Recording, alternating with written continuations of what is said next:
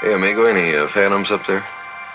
No, it looks pretty clean up here, but I want to check for third wire. In Switzerland, the investigators start their security sweep with the phones. No infinities? Everything looks all right. I tell you what, we better run a TDR up the hill, though, see if anything's hanging on the line. What do you think about, what can we do with the people? There's two things we've got to do with them. One is we've got to get them to change the patterns, primarily Billy. Change their movements, change their patterns. Second thing we've got to do is we'll have to indoctrinate them on security. Probably set up a night watch situation of some kind. Do you have enough weapons here where they carry weapon, flashlight, walkie-talkie? Carry the whole thing. Patrol the grounds at night. New additions to the farmyard since their last visit include a pair of peacocks whose raucous squawks make them as effective guards as the farm geese. There are new photos, too, and more film. In some, the beam ship hovers by a tree. Meier says they use trees as a kind of magnetic ground. Two or more ships in the same shot are almost unheard of in UFO photos. Meier has dozens of such pictures.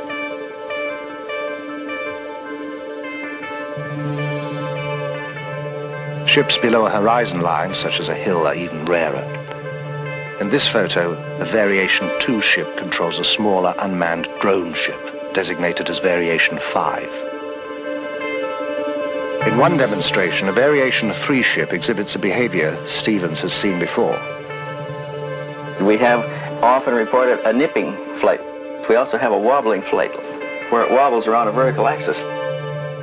The bobbing effect, Meier explains, is due to the ship riding the waves of the Earth's magnetic field, much as a boat on the ocean.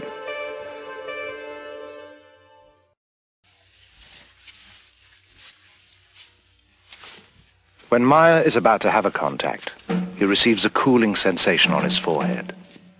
The communication is telepathic. He prepares carefully. He is usually taken aboard the beam ships, but is unable to describe their interiors very well. There are no words, he says. Apparently, they are totally unfamiliar. The gun is a precaution, due to the threats on his life. The hat is a favorite, one he picked up on his travels in the Middle East. The tattoo he received during a brief stint as a sailor. He dresses well because he can be gone for hours and the weather in these mountains changes constantly. The walkie-talkie is a necessity because he is often left far from where he parked the bike and must call to be picked up.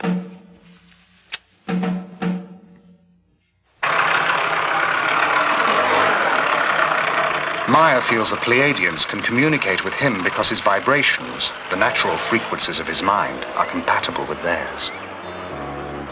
Each human on Earth and each human over the whole universe has different vibrations.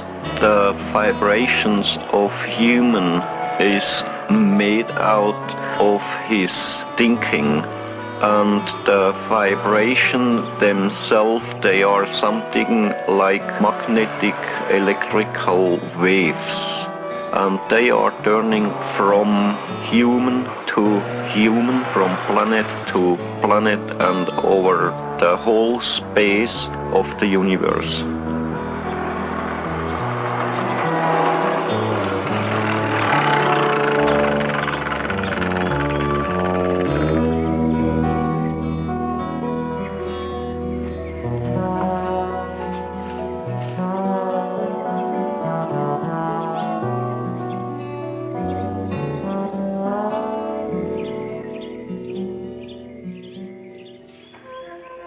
When entering your terrestrial state, we must make an adjustment in our vibrational patterns.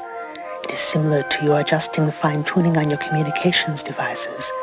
In our case, it allows for the clear perception necessary for an exchange to take place. You see, this around this area where I took several rolls of films. Mm-hmm. And this picture here, yeah, I took over there. Uh-huh. What size is that ship, Billy? They told me it's 7 meters. One of the most frequent spots for the contacts is Obersadeleg, a wide valley just 10 minutes from the farm at Schmidruti. Here, Meier took one of his most spectacular series of photographs. Between both roads. And you can see here these lighty trees here. That's there up. And here on the left side, this hill. What's happened there behind. And the trees here down. It's that one there. Yeah. Okay, then is this, where did this come in here? This picture I took there, if you go left side a little bit, here, if you go down, like this way here. The beam ship stayed in the area for almost 20 minutes, flying slowly, often skimming the treetops, sometimes just hovering in place. And the ship was a little behind them when I took this picture. And just now the trees are growing up in the last months. They are about 1.5 or 2 meter higher than at that time when I took this picture. And then where did it move? It left that place to the left side. Something like this. And then it was moving over there. You see here the small tree where it's happened there. This one, that's that there. Did it come across in front of the trees like this? Yes, yes. And you can see there behind, left side of this one, this tree, the higher one there. Yeah. And after this picture I got the other one to that position there. Further over? Yeah. Wait a minute, I think we got another one in here now. Yeah. The one in between but there, right? I had to go back a little bit there down, and from there I took the picture. That's the tree there down, what you can see. The investigators are impressed by the vastness of the valley, the steep drops and the obvious difficulty of hanging models from anywhere to fake the pictures. The stunning clarity of the pictures and the accessibility of the site gives the investigators the chance to put the photos through another test.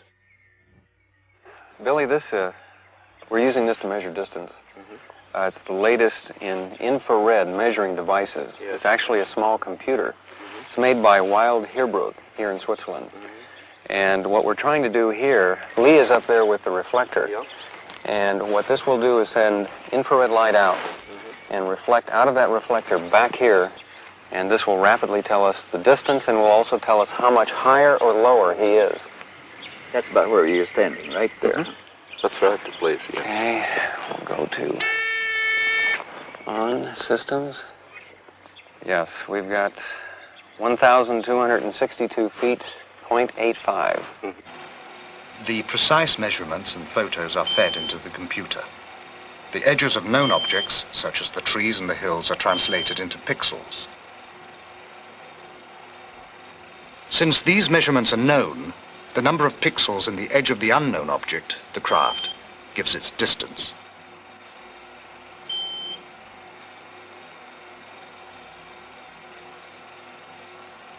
The beam ship is determined to be just where Meier said it was. Simple triangulation then gives its size, 7 meters, or about 21 feet in diameter. Billy, how many sightings? By now, the investigators have made over a dozen trips to Switzerland. The case takes up more and more of their time and taxes their ingenuity. Each test leads to another, and every result is double and triple checked. To test the possibility that the Meier photographs were made using small-scale models suspended by transparent monofilament, the investigators bring with them a detailed model of a beam ship they identify as Variation 2. While Welsh flies the model on a hilltop above the farmhouse, Meier and Stephen snap several rolls of film. The camera Meier is using is the same one with which he took all the other pictures. The results are impressive. To the naked eye, some of the photos appear genuine. Those photographs, they're interesting. They look pretty good. Pretty good. I saw one difference in them, and that was that those models look white. They don't reflect that silver gleam like the pictures that Billy had. You want to look at the focus in them. Hey, hi guys. What's Hey, Tom. what are you talking about? The pictures. Oh, yeah. Some of them looked pretty bad, but some of them look pretty good. I think we ought to test